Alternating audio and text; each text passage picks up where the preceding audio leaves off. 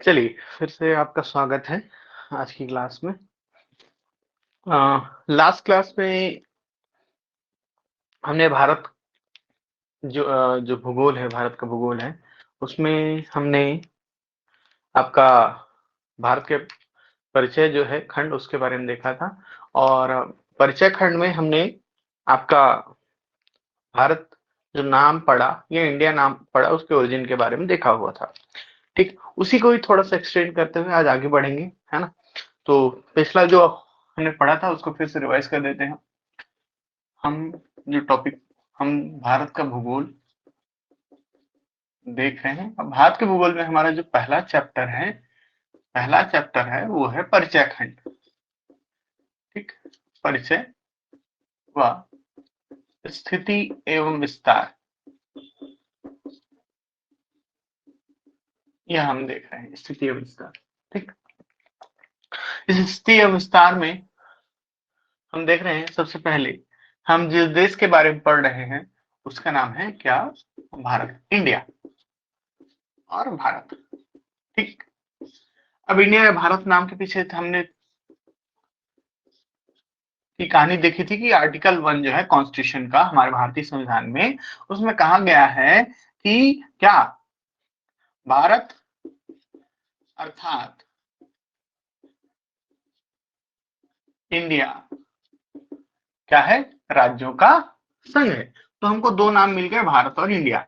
भारत नाम के पीछे हमने दो तर्क देखे, जिसमें सबसे पहले राजा दुष्यंत और शकुंतला के पुत्र भरत के नाम पर इस देश का नाम भारत पड़ा। यह एक हम रीजन देखते हैं। दूसरा, हम एक थ्योरी यह देखते हैं कि जो जैन थ्योरी है वो कहती है कि आपके जो ऋषभ देव थे, जैन तीर्थंकर, ठीक, उनके पुत्र, ज्येष्ठ पुत्र भरत के नाम पर इस देश का नाम भारत पड़ा। ठीक, ये दो थ्योरीज हम देखते हैं। इंडिया के पीछे हमने थ्योरीज देखा कि जो यूनानी थे, ठीक, वो सिंधु नदी को क्या कहते थे? इंडस कहते थे। और यही इंडस आगे चलकर अभ्रंशित होकर इंडिया बनता है। और ग्रीक अर्थात रोमवासी, है ना, क्या? ग्रीक अर्थात रोमवासी इसे क्या कहते थे?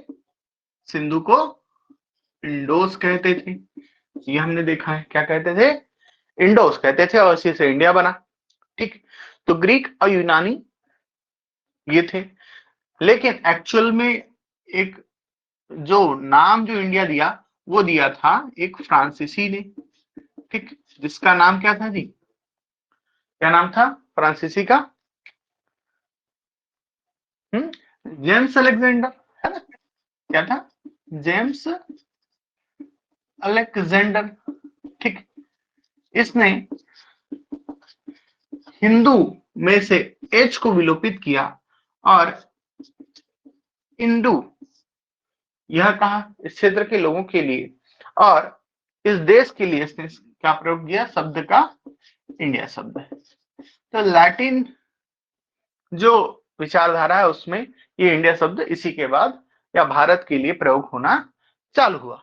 ठीक, इसके अलावा हमने देखा था कि भाई ऋग्वेद में इस क्षेत्र के लिए आर्यवर्त और ब्रह्मशी देश शब्द का प्रयोग किया गया है। ठीक, इसको हिंदुस्तान क्यों कहा जाता है? क्योंकि जो यहाँ हकमनी ईरानी थे, ये पर्शियाई जो लोग थे, ईरानी जो थे, वो सिंधु सा को हा पढ़ते थे।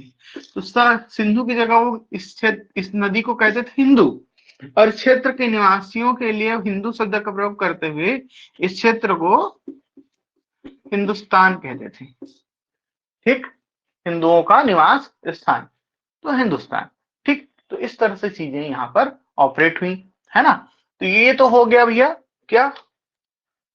आपका नामकरण। ठीक, भारत के नामकरण का इतिहास हमने यहां से देख लिया है। ठीक, अब इसी में हम आगे बढ़ते हैं, भारत की स्थिति एवं विस्तार पर चर्चा करेंगे। आप बीच बीच में जैसे ही चीजें हो रही हैं स्क्रीनशॉट ले सकते हो, है ना। मैं स्क्रीनशॉट के टाइम दूंगा। चलिए ये हो गया। अब बात करेंगे हम जियोग्राफिकल लोकेशन की स्थिति एवं विस्तार। ठीक, कि भारत फैला कहां तक है। ये देखिए, यह एक ग्लोब है। ग्लोब में हम इधर देखते हैं, अगर इंग्लैंड इधर है ना, ये तो भारत की पोजीशन इधर की ओर है।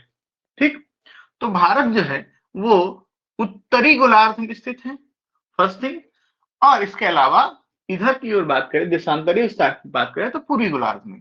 इस तरह भारत किस गोलार्ध में स्थित है, उत्तर पूर्वी गोलार्ध में स्थित है। ठीक, उत्तर पूर्वी गोलार्ध में स्थित है। उत्तर पूर्वी गोलार्ध में यह एशिया महाद्वीप के अंतर्गत स्थित है। कौन? भारत, एशिया। और एशिया में भी भारत जो है वो दक्षिण पूर्वी एशिया का भाग है। दक्षिण पूर्वी एशियाई देश अधिकतर जो है वो कैसे हैं, आपके द्वीपीय देश हैं, है ना। आप यहाँ पर देखते हैं, ये इंडिया है, यहाँ पर बर्मा है ना, यहाँ पर कंबोडिया है, थाईलैंड है, लाओस है। ठीक, उसके बाद आपका इंडोनेशिया है ना। इंडोनेशिया मीन जावा सुमात्रा द्वीप समूह। यहाँ पर बोर्नियो आइलैंड है, यहाँ पर ब्रुनई है। ठीक, यहाँ पर पपुआ न्यू गिनी है है ना। चलो पपुआ न्यू गिनी तो उस चला गया, लेकिन उसमें पपुआ जो द्वीप है वो इंडोनेशिया का पार्ट है। यहाँ पर फिलीपींस है। ठीक, तो ये सब किसके अंडर में है, दक्षिण पूर्वी एशिया के अंतर्गत आते हैं। तो भारत भी दक्षिण पूर्वी एशिया का भाग है। ठीक, एशिया को हम कई भाग में बांटते हैं। ठीक, इसको बोलते हैं मध्य एशिया, है ना। ठीक, इधर इधर की ओर टर्की, ईरान, ये मध्य एशिया है ना। ये उत्तरी एशिया हो गया, रूस, रशिया, किर्गिस्तान वगैरह, चाइना वगैरह। ठीक, भारत जो है दक्षिण पूर्वी एशिया का भाग है ना। क्लियर, ये समझ में आया कि ग्लोबल पोजीशन कहाँ है भारत की। अब अगर हम आकृति की बात करें तो भारत की आकृति कैसी है, चतुष्कोणीय है। कैसी है, चतुष्कोणीय है ना। आप देखते हो इंडिया, है ना, तो कैसा दिखता हो, चतुष्कोणीय दिखता है। ठीक, चार कोण वाला, है ना। ठीक, अब देखिए यहां तक तो समझ में है आपको। अब स्थिति और विस्तार में हम आगे अगर बात करेंगे, आप स्क्रीनशॉट लेंगे तो ले लीजिए, और इसके बाद आगे बढ़ रहे हैं हम। 1 2 3, चलो। अब यहां से देखो, ये तो आपको समझ में आ गया। यहाँ अब देखो, हमको पता है कि हमने विश्व को या ग्लोब को अक्षांश और देशांतर रेखाओं में बांटा हुआ है। कैसे बांटा हुआ है, अक्षांश और देशांतर रेखाओं। ये एक इमेज के थ्रू यहाँ पर बता रहा हूं। ये देखिए, ये अक्षांश रेखा, ये 0 डिग्री अक्षांश रेखा है, ये 23.5 डिग्री अक्षांश रेखा है। ठीक, समझ में आ रहा है। ठीक, तो और ये जो रेखा है इसको क्या कहते हैं, इस रेखा को 23.5 डिग्री अक्षांश रेखा कर्क रेखा कहते हैं, इसको विषुवत रेखा कहते हैं। सेम 23.5 डिग्री यहाँ पर जो है इसको मकर रेखा कहते हैं। ठीक, क्लियर है ना जी। यहां तक चीजें समझ में आ रही है ना। इसके बाद यहाँ पर कौन सी रेखा है आपकी, ये आर्कटिक रेखा है, ये अंटार्कटिक रेखा है 66.5 डिग्री। ये तो आपको पता ही होगा, ये अक्षांश रेखाएं हैं। ठीक, दूसरा है देशांतर रेखा। ठीक, ये सीधी खींची जाती है, खड़ी लाइनें होती हैं जो देशों के विभाजन का काम करती हैं। कुल रेखाओं की संख्या है 360। क्यों, क्योंकि ये 360 डिग्री का हर एक कोण का को क्या करती है, प्रतिबिंबित करती है। ठीक, समझ में आ रहा है ना। अब ये जो 0 डिग्री मध्याह्न रेखा है, जिसको प्रधान यानी उत्तर रेखा कहते हैं, है ना, जो ग्लोब को या विश्व को दो भागों में बांटती, चाहे वो पूर्वी भाग हो पश्चिमी भाग हो, है ना, इसको 0 डिग्री क्या कहते हैं, प्रधान यामी उत्तर रेखा कहते हैं। इसकी दूसरी ओर वाला जो पार्ट होगा वो, अगर दूसरी ओर जाए तो 180 डिग्री होगा वो। ठीक, तो कुल 360 डिग्री के लिए 360 रेखाएं यहां पर स्थित है, देशांतरी रेखा, है ना जी। और ये किसको प्रतिबिंबित करती है? 24 घंटे में पृथ्वी के द्वारा घुमाव को। तो 24 घंटे में पृथ्वी 360 डिग्री घूम जाती है और इसी को प्रतिबिंबित करती है यह, ठीक। अब देशांतर रेखा इस तरह से ये खड़ी लाइनें आपको, है ना, दोनों छोरों पर दिख जाएंगी, चाहे पूर्वी भाग हो या पश्चिमी भाग। तो इस साइड के को पूर्वी भाग कहेंगे और ये होगा पश्चिमी विश्व, ठीक, क्लियर। अब चलिए इसको आपको ध्यान रखना है, क्योंकि वर्ल्ड ज्योग्राफी का मैटर है ना, तो ये इसको ध्यान रखना है क्योंकि अभी ये काम आएगा। अब देखो इसके अगर आगे हम बात करें तो भारत का जो अक्षांशीय और देशांतरी विस्तार है इसको हमको देखना है, अक्षांशीय और देशांतरी, ठीक, अक्षांशीय और देशांतरी विस्तार। अब अगर हम भारत के अक्षांशीय विस्तार की बात करें, है ना, तो यह है 8 डिग्री, कितना है जी, 6 से 8 डिग्री 4 से 37 डिग्री 6, है ना, क्या है, उत्तरी अक्षांश है, क्या है, उत्तरी अक्षांश, है ना। विषुवत रेखा के ऊपर की ओर का जो अक्षांश होगा उत्तरी अक्षांश होगा और उसके नीचे वाला जो अक्षांश होगा दक्षिणी अक्षांश होगा, है ना। ये यहां तक समझ में आया। अब चलो इसी को पहले मैं इसी को क्लियर कर लेता हूँ, 8 डिग्री 4 फिर 37 डिग्री से उत्तरी अक्षांश। अब पहले अक्षांशीय विस्तार के बारे में ही बात कर लेते हैं भारत के, ठीक। अब इसके लिए आपको इंडिया का मैप बनाना पड़ेगा।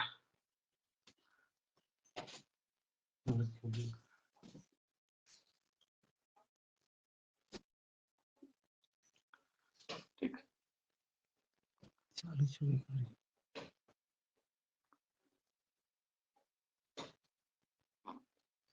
ये देखो, ठीक, ये इंडिया का मैप दिख रहा है आपको, है ना। और यहां से जी आपकी कर्क रेखा होके यहां से गुजरती है, ठीक।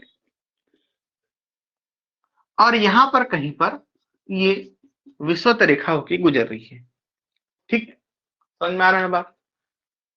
ये अक्षांशी स्थिति की बात कर रहे हैं अपन, ठीक। अब देखो ये 8 डिग्री 4 होगा कहां, चूंकि ये 0 डिग्री है, यहां से बढ़ते बढ़ते जाओगे तो ये यहां पर हमको कहीं पर ये वाली लाइन जो है ये 8 डिग्री 4 दिखने को मिलेगा। और 37 डिग्री 6 कहां पर है, तो ये यहां पर है, ये 37 डिग्री 6 हुआ, ठीक। तो भारत जो है 8 डिग्री 4 से लेकर 37 डिग्री 6 उत्तरी अक्षांश में स्थित है। देखिए क्या है, 8 डिग्री 4 से कितना है, 37 डिग्री 6 के मध्य, ठीक, क्लियर है ना, समझ में आ रहा है ना बात, है ना जी। अब देखो, अब इसी को हम आगे बात करते हैं। अब यहां पर ये तो स्पष्ट हो गया कि 8 डिग्री 4 से लेकर 37 डिग्री 6। अब ये 8 डिग्री जो 4 वाला स्थान है ना, ये इसको ये स्थित है कैप कैमोरिन पर, कुमारी अंतरिक्ष पर। इसको क्या कहते हैं, कुमारी अंतरिक्ष, ठीक, कहां स्थित है, हाँ कन्याकुमारी, है ना, ये कुमारी अंतरिक्ष है, ठीक, कन्याकुमारी। अभी 37 डिग्री जो 6 इलाका है, इस पॉइंट को कहते हैं इंदिरा कॉल। क्या कहते हैं, इंदिरा कॉल। इसको कहते हैं कैप कैमोरिन, कन्याकुमारी पर स्थित, कन्याकुमारी स्थान जहां पर है वहां पर स्थित है। और यह जो है आपका उत्तरी बिंदु है इंदिरा कॉल, दक्षिणी बिंदु क्या हो गया आपका, कुमारी अंतरिक्ष, ठीक, समझ में आया बात यहां तक। अब देखो अक्षांशीय अगर विस्तार की बात कर रहे हैं तो यहां पर से हमारे भारत से 23.5 डिग्री जो अक्षांश रेखा है, जिसको हम क्या कहते हैं, कर्क रेखा कहते हैं, ये होके गुजरती है यहां से, ठीक, कौन सी, कर्क रेखा। और कर्क रेखा जो है भारत के कितने राज्यों से, 8 राज्यों से होके गुजरती है, कितने राज्यों से, 8 राज्यों से। ठीक, कौन कौन से हैं? तो देखेंगे यहां पर आपका गुजरात, फिर यहां पर हल्का सा टच करता है राजस्थान, फिर यहां पर आपको एमपी, ठीक, फिर यहां पर है छत्तीसगढ़, ठीक, छत्तीसगढ़ हो गया।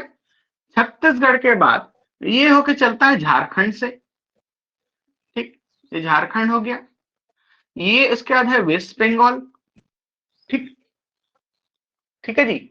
वेस्ट बंगाल के बाद ये टच करता है त्रिपुरा को। अब देखो, आपको एटलस देखना पड़ेगा और मैप्स देखने पड़ेंगे, पूरा इंडिया का मैप आपके दिमाग में बैठा होना चाहिए, तब चीजें ज्यादा अच्छे से समझ में आएंगी। फिर त्रिपुरा, त्रिपुरा के बाद मिजोरम। तो अगर हम क्रमवार देखें तो हमको कुछ इस तरह से देखने को मिलेगा। गुजरात सबसे पहले, दूसरे स्थान पर राजस्थान, ये क्रम है। तीसरे स्थान पर मध्य प्रदेश, मध्य प्रदेश के बाद ये टच करता है छत्तीसगढ़ को, ठीक, छत्तीसगढ़ के बाद ये टच करता है झारखंड को, ठीक, झारखंड के बाद ये वेस्ट बंगाल, ये पश्चिम बंगाल को टच करता है। 7वें नंबर पर है आपका त्रिपुरा, ठीक, क्या, त्रिपुरा। और 8वें नंबर पर आपका टच करता है ये मिजोरम को, ठीक। तो इस तरह से कर्क रेखा भारत को 2 भागों में बांटते हुए कितने राज्यों से होकर गुजरती है? 8। क्वेश्चन पूछेगा आपसे कि बताइए कर्क रेखा भारत के कितने राज्यों से होकर गुजरती है? तो 8, ठीक। अब इसके लिए कोई कोड की आवश्यकता नहीं है ना, ये आपके दिमाग में बैठा होना चाहिए, है ना। वो मित्र गमछा झार दुनिया भर का कोड मिलेगा आपको, है ना, चाहो तो कर भी सकते हो, लेकिन मैप आपके दिमाग में अगर बैठे रहता है तो आप हर चीज को बहुत अच्छे से रिमाइंड कर पाएंगे, समराइज कर पाएंगे, ठीक। तो हमने देखा कि गुजरात, यहाँ राजस्थान, फिर मध्य प्रदेश, छत्तीसगढ़, झारखंड, वेस्ट बंगाल, फिर त्रिपुरा और मिजोरम, ठीक। त्रिपुरा वही त्रिपुरा, ठीक, जहां पर ग्रेट टेपरा लैंड बनाने की मांग चल रही है, ठीक, अलग राज्य की मांग। क्लियर है? अब देखो यहां पर इन 8 राज्यों की 8 राजधानियां भी हैं, है ना। तो गुजरात की राजधानी क्या है जी? गांधीनगर। राजस्थान की राजधानी कौन है? जयपुर। मध्य प्रदेश की राजधानी भोपाल, रायपुर की छत्तीसगढ़, झारखंड की रांची, वेस्ट बंगाल का कोलकाता, त्रिपुरा का अगरतला और मिजोरम का आइजोल। लेकिन इसमें क्वेश्चन थोड़ा सा ट्रिकी पूछ देता है कि बोला, अब क्या बोलता है कि बताइए आप कर्क रेखा पर स्थित जो राज्य हैं उनकी राजधानियों के निकटता के आधार पर क्रम आप निर्धारित करिए, ठीक। तो इसको हमको शॉर्ट आउट करना है, ठीक। तो मैं यहां पर थोड़ा सा मिटा रहा हूं, है ना, आपको इसको देखना है। यहां पर देखो, अगर राजधानी के आधार पर देखें, राजधानियां जो किसके नजदीक हैं? कर्क रेखा से निकटतम है, उसके आधार पर अगर हम क्रम देखें तो यहां से देखिएगा, पहले स्थान पर है रांची। क्वेश्चन ऐसे पूछ सकता है कि बताइए कर्क रेखा पर स्थित राज्यों पर, है ना, कर्क रेखा पर स्थित राज्यों में सबसे निकटतम किस राज्य की राजधानी है? तो झारखंड की राजधानी सबसे निकटतम है कर्क रेखा की, ठीक। सेकंड नंबर पर आता है आपका भोपाल। कौन सा है? भोपाल, ठीक। फिर उसके बाद आता है गांधीनगर, गुजरात का, ठीक, कौन सा? गांधीनगर। फिर है चौथा है आइजोल, मिजोरम की राजधानी है, ठीक। देखो यहां पर रांची, भोपाल, एक एक राज्य को स्टेप छोड़ दे, रांची, भोपाल और राजस्थान छोड़ के गांधीनगर, ठीक। फिर उधर से देखो आइजोल, ये यहां से फिर चालू की आइजोल, आइजोल के बाद त्रिपुरा को छोड़ दो, फिर सॉरी त्रिपुरा आ जाएगा, फिर इधर तो फिक्स हो गया, फिर एक क्रम से इधर लिख दो आइजोल, आइजोल के बाद अगरतला, ठीक, अगरतला, अगरतला के बाद आता है कोलकाता, फिर रायपुर, जितना आपने छोड़ा है उसको एक सिरे से इधर से लिखना चालू कर दिए, है ना, और आठवां है आपका जयपुर।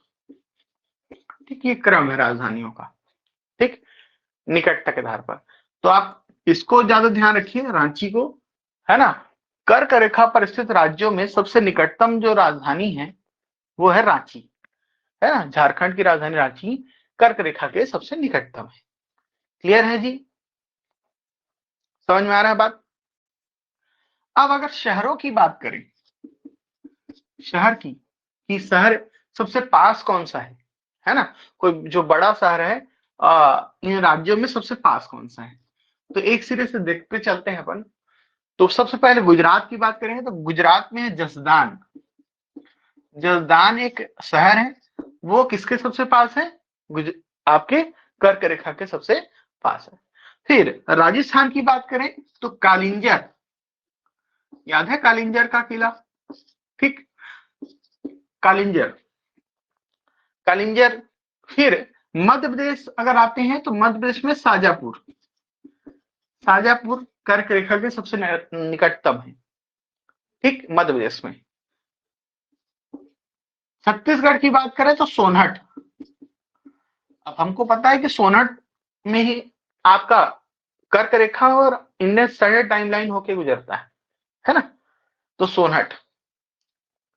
फिर है झारखंड में, झारखंड में है लोहरदगा, लोहरदगा ये सबसे निकटतम है, ठीक हो गया। वेस्ट बंगाल में एक शहर है कृष्णानगर, कृष्णानगर ये सबसे निकटतम है किसके, कर्क रेखा के, वेस्ट बंगाल में, ठीक। त्रिपुरा में अगर आते हैं तो त्रिपुरा में उदयपुर, राजस्थान वाला नहीं ना, त्रिपुरा में एक अलग उदयपुर है, ठीक, वो प्राचीन उस वहां पर जो राजवंश हुआ करता था उसकी राजधानी हुआ करता था। फिर उसके बाद है मिजोरम में चम्फाई, चम्फाई, ठीक। तो इसको आपको ध्यान रखना कि एक जो खासकर अगर हम ये नहीं कर सकते तो ये आप ध्यान रखिए, मोटा मोटी जो क्वेश्चन प्रोबेबिलिटी ज्यादा आने का है वो रांची से। तो कर्क रेखा में स्थित राजधानियों में,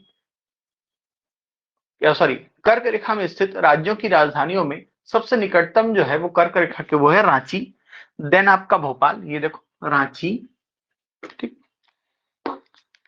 रांची, फिर छत्तीसगढ़ छोड़ दो भोपाल, राजस्थान छोड़ दो गांधीनगर, उसका जो छोड़ा है उसको इधर से फिर से लिख दो।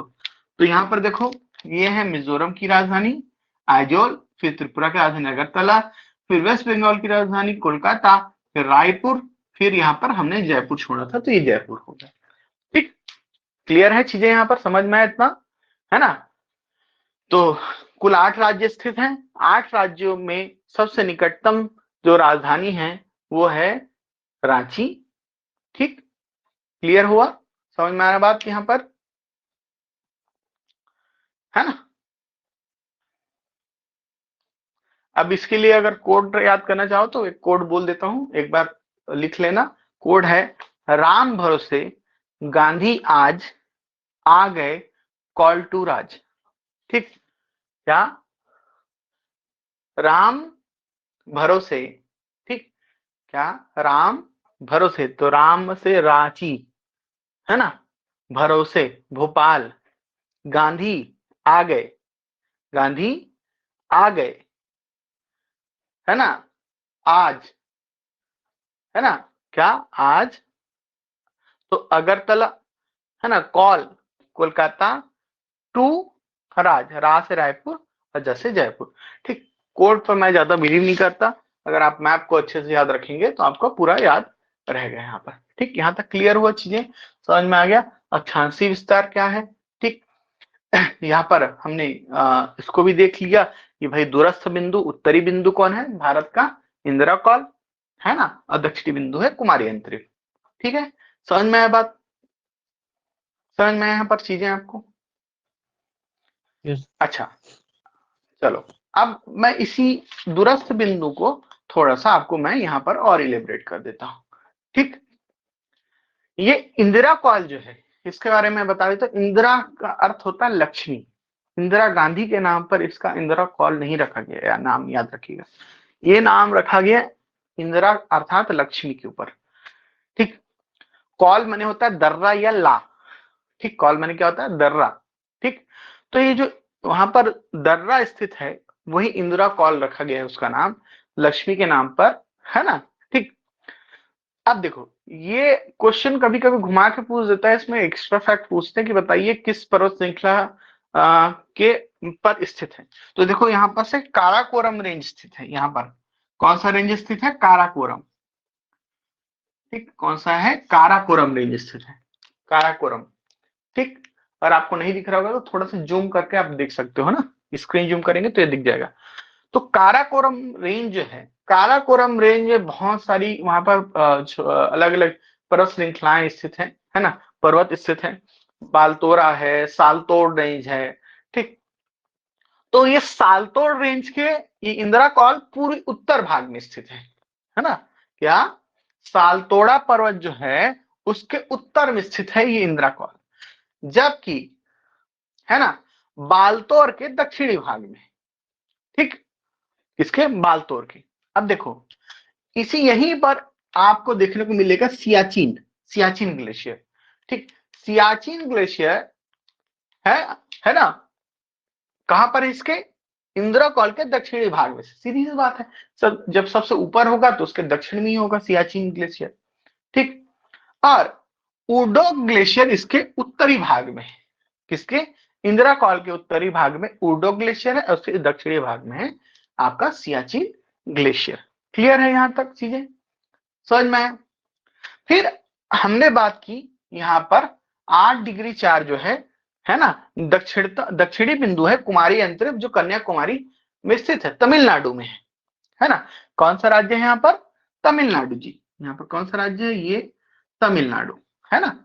ठीक है, समझ में आ रहा ना, ये कर्नाटक है, यहाँ केरल है आपका। ठीक, तो तमिलनाडु में है स्थित है इंदिरा। अब ये तो कुमारी अंतरिक्ष हो गया, लेकिन क्या यह सबसे दूरस्थ बिंदु है, तो नहीं। दूरस्थ जो बिंदु है वो है यहाँ पर अंडमान निकोबार जो द्वीप समूह है बेटा, यहाँ पर, है ना, उसमें एक जगह स्थित है जिसका नाम है इंदिरा पॉइंट। कौन सा है, इंदिरा पॉइंट। ठीक, क्या है, इंदिरा पॉइंट। ये इंदिरा जो पॉइंट है ना, ये किसके नाम पर रखा गया है, इंदिरा गांधी के नाम पर रखा गया है। जब उनका एनेक्सेशन हुआ, है ना, एनेक्सेशन बोलता हूँ कि उनकी जब मृत्यु हुई, है ना, तो इंदिरा गांधी की मृत्यु के बाद जो सबसे दक्षिणी बिंदु था, भारत का दक्षिणतम बिंदु, इसका नाम था पिग्मेलियन पॉइंट। क्या नाम था, पिग्मेलियन पॉइंट या पार्सन पॉइंट। क्या बोलते थे, पिग्मेलियन पॉइंट या पार्सन पॉइंट। तो इसी पिग्मेलियन पॉइंट या पार्सन पॉइंट, है ना, जो किस पर स्थित है जी, 6 डिग्री 4। ठीक, क्या, कितने पर स्थित है, 6 डिग्री 4 पर स्थित है। ठीक, उत्तरी अक्षांश में स्थित है, 6 डिग्री 4। ये कौन सा, अंडमान निकोबार द्वीप समूह में इंदिरा पॉइंट, निकोबार द्वीप समूह का हिस्सा है। ये इसको पहले बोलते थे पिग्मेलियन पॉइंट या पार्सन पॉइंट। तो इंदिरा गांधी के मृत्यु के बाद इसको हमने इंदिरा गांधी जी के नाम पर इंदिरा पॉइंट कहा। क्या कहा, इंदिरा गांधी की मृत्यु के बाद इसको हमने क्या नाम रख दिया, इंदिरा पॉइंट रख दिया। ठीक, समझ में आया बात? कब नाम रखा गया, 1985 में, 1985 में एक ऑफिशियल समारोह होता है जहां पर इसका नाम इंदिरा पॉइंट रखा जाता है। इससे पहले इसको पार्सन पॉइंट या पिग्मेलियन पॉइंट कहते थे। लेकिन होता क्या है कि 2004 में एक सुनामी आती है हिंद महासागर में, और इस सुनामी के कारण यह जो पिग्मेलियन पॉइंट है या पार्सन पॉइंट है, जिसको इंदिरा पॉइंट कहते हैं, वो क्या हो जाता है, डूब जाता है, पूरी तरह से तबाह हो जाता है।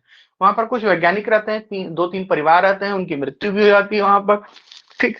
और इस इंदिरा पॉइंट डूब जाता है। अगर वर्तमान की बात करें, देखो अब ये क्वेश्चन मेरे ख्याल से शायद ही पूछेगा, फिर मैं तुमको बता देता हूँ नॉलेज के लिए। अब ये 6 डिग्री 4 जो है ये डूब चुका है, ठीक। इसकी जगह इसके जस्ट ऊपर में निकोबार जो द्वीप है ना, निकोबार जो द्वीप है उसमें 6 डिग्री 8, क्या 6 डिग्री 8, ठीक। 6 डिग्री जो 8 है वो अब भारत का दूरस्थ बिंदु हो गया है, क्योंकि अब ये द्वीप ही नहीं रहा तो खत्म बात, स्थलीय सीमा समाप्त है ना, है ना, द्वीप ही समाप्त हो गया सुनामी में, ठीक। तो अब जो दूरस्थ बिंदु है वो क्या है, 6 डिग्री 8 है, जो कहां पर स्थित है आपका, निकोबार में स्थित है। कहां स्थित है, निकोबार में। क्लियर, समझ में आया बात। ग्रेट निकोबार सबसे लास्ट पॉइंट है 6 डिग्री 8 पर, अगर करंटली देखा जाए तो। लेकिन आपको क्वेश्चन शायद ही पूछेगा, 6 डिग्री 4 इंदिरा पॉइंट को आपको ध्यान रखना है, ठीक। ये दूरस्थ बिंदु है, ये दक्षिणी बिंदु है, और ये दक्षिणतम बिंदु है, ये ध्यान रखना।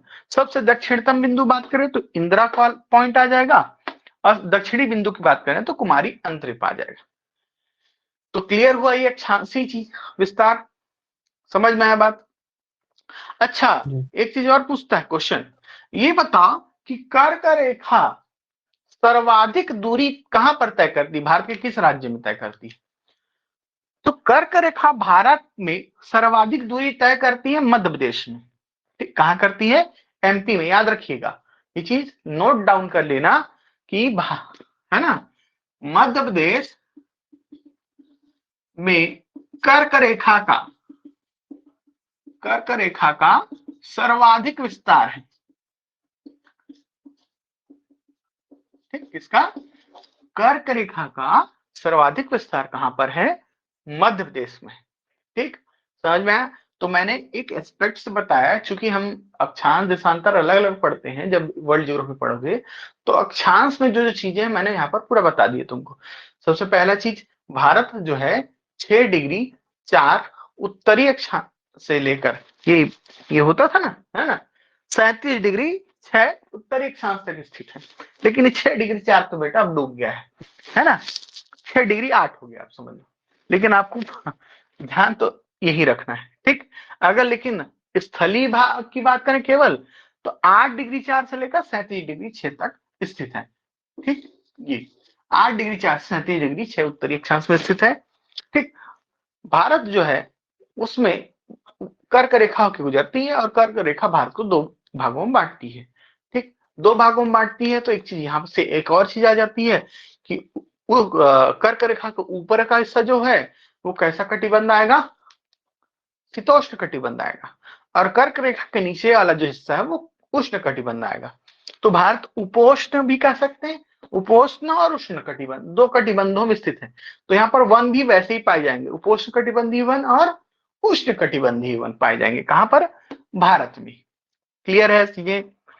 फिर दूसरी चीज कि भारत में कर्क रेखा 8 राज्यों से होकर गुजरती है। 8 राज्यों में उनकी जो राजधानियां हैं उनमें रांची जो है वो सबसे नजदीक स्थित है, ध्यान रखें, रांची सबसे नजदीक है, ठीक। समझ में आया बात। और कर्क रेखा का सर्वाधिक विस्तार कहां पर है, आपका मध्य प्रदेश में है, ठीक। मध्य प्रदेश में सर्वाधिक दूरी तय कर रही है ना। तो ये कुछ जो हाईलाइटेड पॉइंट है मैं बता दिए, इसको आपको हमेशा ध्यान रखना है, ठीक है जी। तो ये हो गया अक्षांशीय विस्तार की बात हो गई। हमने ये भी देख लिया कि इंदिरा कॉल उत्तरी बिंदु है और दक्षिणी बिंदु है कुमारी अंतरिप, और दक्षिणतम बिंदु है इंदिरा पॉइंट, ठीक है जी। चूंकि अब बुक में चल रहा है तो यही चल रहा है, सब वही पढ़ रहे हैं, है ना। चलो, ये हो गया अक्षांशीय विस्तार। अब हम इसके बाद बात करते हैं देशांतरी विस्तार की। आपने वो स्क्रीनशॉट ले लिया होगा, है ना, नहीं लिया होगा तो इसके लिए आप रिकॉर्डिंग में भी अगर अवेलेबल होता है तो आप उसमें से ले लेना, ठीक। अब हम बात करेंगे देशांतरी विस्तार की, ठीक। अक्षांशीय विस्तार हमने देख लिया, है ना, महत्वपूर्ण क्वेश्चन जो पूछे जाएंगे वो भी हमने देख लिए, ठीक।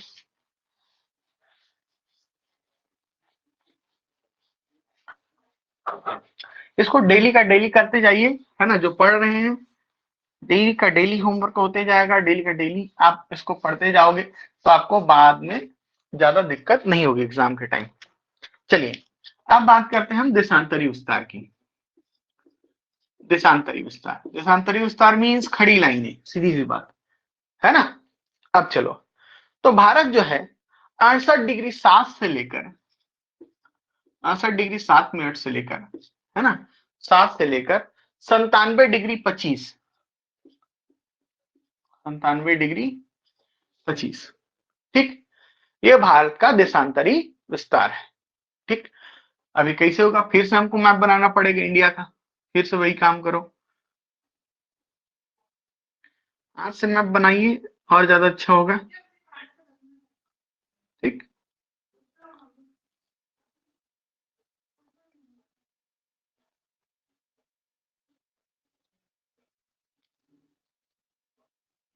ये मैप हो गया इंडिया का। अब देखो, प्रधान यामी उत्तर रेखा तो इधर स्थित है, तो अब इधर से इधर जाएंगे, तो इधर जाते जाते हैं ये इंग्लैंड से होकर गुजर रहे हैं ना, ग्रीनविच मीन टाइम, जीएमटी बोलते हैं जिसको, लंदन के रॉयल ऑब्जर्वेटरी से होकर गुजरता है यह जीएमटी जो लाइन है ना, इसको प्रधान यामी उत्तर रेखा भी कहते हैं।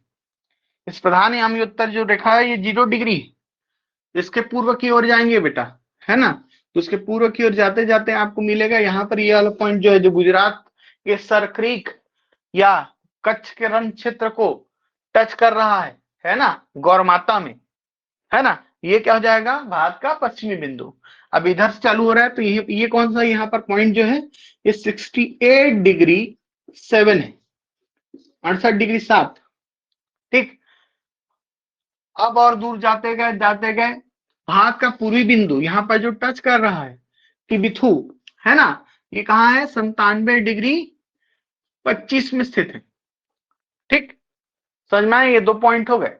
पूर्वी बिंदु जहां पर ये 97 डिग्री 25 टच कर रहा है ना, यह किबिथु, इसका नाम है किबिथु, और यह है गुहार मोती या गौर माता, गुहार मोती कहते हैं, गौर माता भी सुनने को मिलता है, सरक्रीक में स्थित है, ध्यान रखिएगा कहां स्थित है, सरक्रीक में स्थित है यह।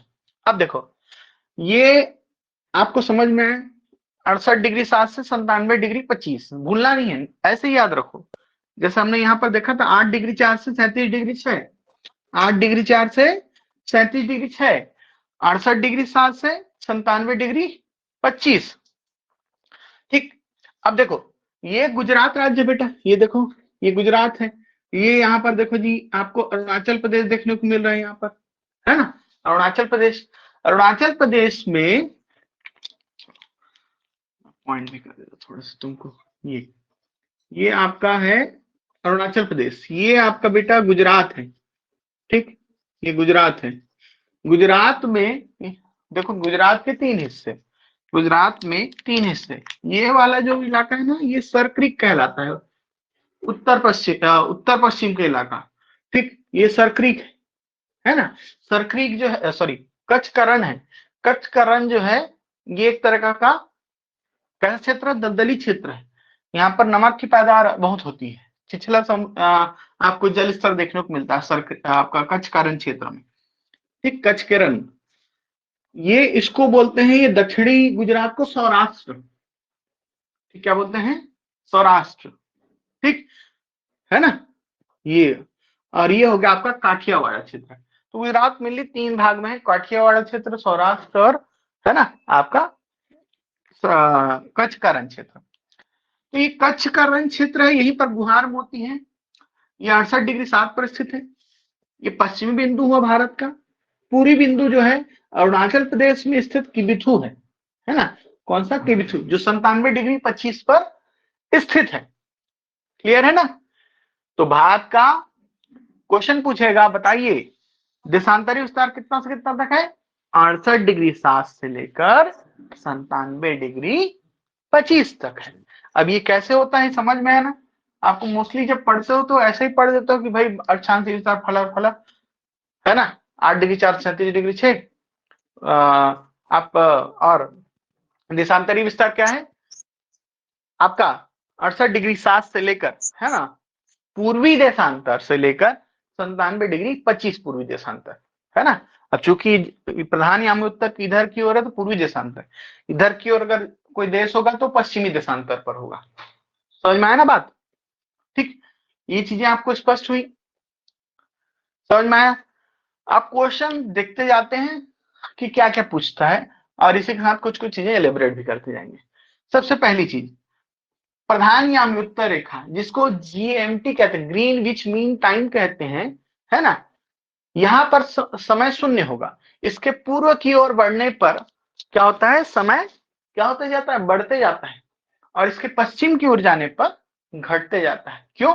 क्योंकि सूर्य का उदय इस साइड से होगा, पूर्व से होगा, तो सूर्य किधर पहले होगा, पूर्व की ओर उदय होगा, है ना।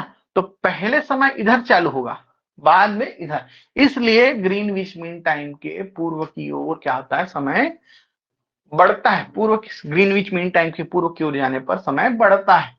ठीक, एक उदाहरण समझाऊं, अगर यहाँ पर रात के 12 बजे हैं, ठीक, कहा यहाँ पर जीएमटी में रात के 12 बजे, ठीक, तो यहां पर भारत में सुबह के 5:30 बज रहे होंगे, कहां पर, भारत में, ठीक, समझ में आ रहा है ना।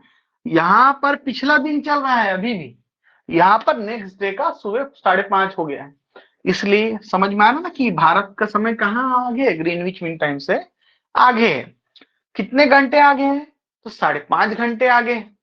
ठीक, अब तुम बोलोगे सर ये कैसे पता चला कि 5:30 घंटे आगे है ना, तो अलग अलग है। अरुणाचल में सुबह पहले हो रहा है, गुजरात में तो लेट में सुबह हो रहा है, 2 घंटे का गैप हो जाता है। तो देखो, ये निर्धारित करने के लिए कि भारत का समय ग्रीनविच से कितना आगे होगा, है ना, क्या देशांतरी रेखाओं का डेवलपमेंट ही इसीलिए हुआ कि हम देशों को क्या कर सके, बांट सके अलग अलग टाइम जोन में। ठीक, तो जो आप अधिकतर जो टाइम जोन देखते हैं 15-15 डिग्री पर देखते हैं, मोस्टली टाइम जोन जो देश डेवलप करते हैं वो 15-15 डिग्री पर करते हैं। 0 से 15 होगा, फिर 30 होगा, फिर 45 होगा, इस तरीके से। भारत ने क्या किया है, भारत के मध्य से होकर एक लाइन गुजरती है, ठीक, ये इस तरह से एक लाइन होकर गुजरती है, इसको यस, और ये जो देशांतर रेखा है ये 82.5 डिग्री, ठीक, कितना है, 82.5 डिग्री, 82.50 होना चाहिए। एक चीज यहाँ पर ध्यान रखना, 80, कल वाली क्लास में बताऊंगा, नेक्स्ट क्लास में हम इसको पढ़ेंगे ना, तो मैं बताऊंगा 82.5 क्यों हो रहा है, 82°505 क्यों हो रहा है, और 82.5 डिग्री 30 मिनट क्यों हो रहा है। दोनों में अंतर है, दोनों रिप्रेजेंटेशन में अंतर है, ये ध्यान रखना, है ना। पुस्तकें क्लियर नहीं करती चीजों को, लेकिन मैं कल क्लियर करूंगा तुमको। 82.5 डिग्री मीन्स 82°30 मिनट पर स्थित है हमारा कौन सा रेखा, Indian standard time line, IST line, IST. ठीक, तो हमको अपना एक क्या बनाना था, टाइम जोन बनाना था। ठीक, क्या बनाना था, टाइम जोन बनाना था। तो हमने क्या किया, ये 82.5 डिग्री वाला जो रेखा है इसको हमने बना लिया इंडियन स्टैंडर्ड टाइम लाइन, ठीक, आईएसटी लाइन। इसी के आधार पर पूरे भारत में क्या होता है, समय तय होता है। अब उसके बारे में आगे और बताऊंगा कि वो नैनी से होकर गुजर रही है, नैनी में एक बड़ी सी घड़ी है, वही उसके द्वारा ही पूरे भारत में टाइम सेट होता है। कि दिल्ली में एक क्या है, संस्थान है जो मॉनिटरिंग करते रहती है, और उसी के द्वारा पूरे भारत में उसमें एक एटॉमिक क्लॉक लगा हुआ है वहां पर, और उसी के द्वारा पूरे भारत का समय तय होता है। ठीक, और आम जनों को समय की जानकारी कैसे होती है, ऑल इंडिया रेडियो या दूरदर्शन के प्रसारण के द्वारा। ठीक, तो उसको बारे में बाद में चर्चा करेंगे, पहले इसको देख लेते हैं। Indian standard time line 82.5 degree पर स्थित है यहाँ, है ना, 82°30 मिनट पर स्थित है। ठीक, समझ में आ रहा है। ये कहा, इलाहाबाद के पास एक स्थान है, नैनी, वहां से गुजरती है। अब ये आईएसटी लाइन जो है एक देशांतर रेखा है। अब यह देशांतर रेखा कितने राज्यों से होकर गुजरती है ये पूछ देता है। ठीक, तो कितने राज्यों से, 5 राज्यों से। कौन कौन से? तो भैया सबसे पहले है तो यहाँ पर यूपी, उत्तर प्रदेश। उत्तर प्रदेश के बाद मध्य प्रदेश को टच करती है यहाँ पर, मध्य प्रदेश के बाद छत्तीसगढ़। ठीक, समझ में आ रहा है? छत्तीसगढ़, छत्तीसगढ़ के बाद ये ओडिशा को टच करती है, ओडिशा के बाद ये टच करती है आंध्रा को। ठीक, इस तरह से इंडियन स्टैंडर्ड टाइमलाइन या भारतीय मानक समय रेखा जो है वो 5 राज्यों से होकर गुजरती, ध्यान रखिएगा। कितने राज्यों से? 5 राज्यों से, है ना। तो देशांतरी रेखा हम देख रहे हैं, भारत में देशांतरी रेखा का विस्तार 68 डिग्री 7 से लेकर 97 डिग्री 25 के मध्य है। भारत में एक और देशांतर रेखा है 82.5 डिग्री, जिसको हमने क्या मान लिया है? भारत की मानक समय रेखा मान लिया है। समझ में आ रहा बात? ठीक, समझ में आ रहा बात? और वो कौन से राज्यों से गुजर रही है? 5 राज्यों से, उत्तर प्रदेश, मध्य प्रदेश, छत्तीसगढ़, ओडिशा और आंध्र प्रदेश। ठीक, क्लियर है यहां पर? और देशांतरी विस्तार है ना, यहां पर कितने राज्यों से है? 5 राज्यों से है। ठीक, तो यहां तक ये हो गया देशांतर विस्तार, समझ में आया आपको? पूर्वी बिंदु कौन सा है भारत का? किविथु, अरुणाचल में स्थित है। दक्षिणी बिंदु है गुहार मोती, कहा? कच्छ का रण में स्थित है, गुजरात में है स्थित है। ठीक है जी, समझ में आया बात ये? अब चलो इसके बाद है ना, हमको देखना है नेक्स्ट क्लास में कि भारत का मानक समय जो आईएसटी कैसे आया, कब उसका निर्माण हुआ, भारत के पूर्वी और पश्चिमी बिंदु के मध्य समय का अंतराल 2 घंटे का है, क्यों है, डिफरेंस को हम देखेंगे, है ना, और इसके आगे देखेंगे। ठीक, इससे संबंधित विवादों के बारे में भी चर्चा करेंगे, है ना। ठीक, और वो मैं जो डेटा बता रहा था कि हम बोलते 82.5 है, 82 डिग्री 30 मिनट क्यों लिखते हैं, इसके बारे में भी हम नेक्स्ट क्लास में यहाँ पर चर्चा करेंगे। तो कल जब हम नेक्स्ट क्लास लेंगे सेम टाइम पर, तो हम इसके बारे में चर्चा करेंगे और आगे आपको बताएंगे कि चीजें क्या है। ठीक, लास्ट पॉइंट है उससे मैं खत्म कर रहा हूं यहाँ पर, है ना। लास्ट पॉइंट ये है कि भारत का ये दूरस्थ बिंदुओं को मिलाने पर, है ना, उनकी लंबाई कितनी होती है।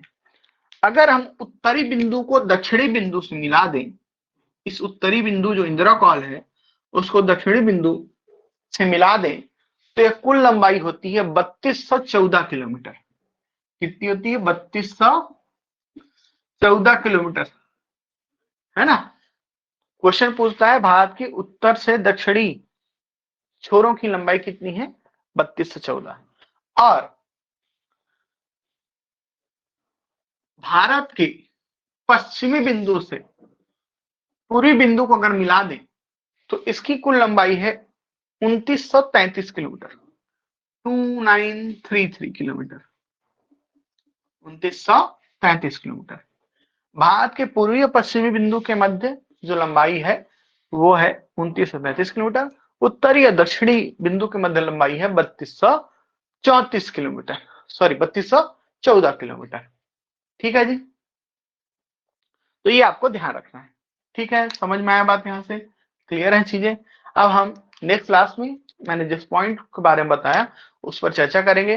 अक्षांशीय देशांतरी विस्तार को यहाँ पर से हम खत्म कर देंगे और कल ही हम क्या करेंगे? चर्चा करेंगे भारत के क्षेत्रफल, है ना, और स्थलीय सीमा, अंतरराष्ट्रीय सीमा।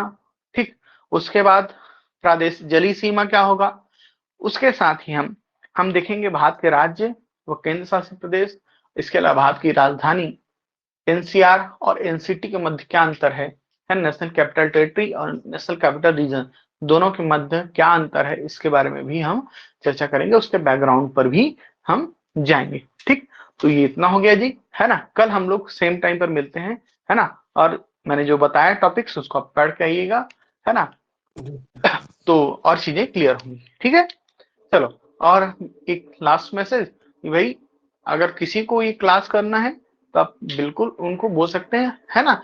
लाइव क्लासेस की फीस मात्र 300 रुपए है, कोई एक्स्ट्रा चार्जेस नहीं, है ना, और सभी के लिए अवेलेबल है, चाहे वो किसी भी विभाग के एग्जाम की तैयारी कर रहा है, सभी के लिए क्या होगा, सूट कर रहा होगा, है ना, ये जो कोर्स है। ठीक, इसके अलावा यूट्यूब पर आपको वीडियोस मिल जाएंगी। सब वीडियोस तो नहीं बोल सकता, लेकिन महत्वपूर्ण जो टॉपिक्स है उसकी वीडियोस हम यूट्यूब पर भी फ्री ऑफ कॉस्ट अपलोड कर देंगे, तो जो देखना चाहते हैं वहां से भी देख सकते हैं। ठीक है, चलो, तो कल मिलते हैं अपन फिर से। Till then good bye.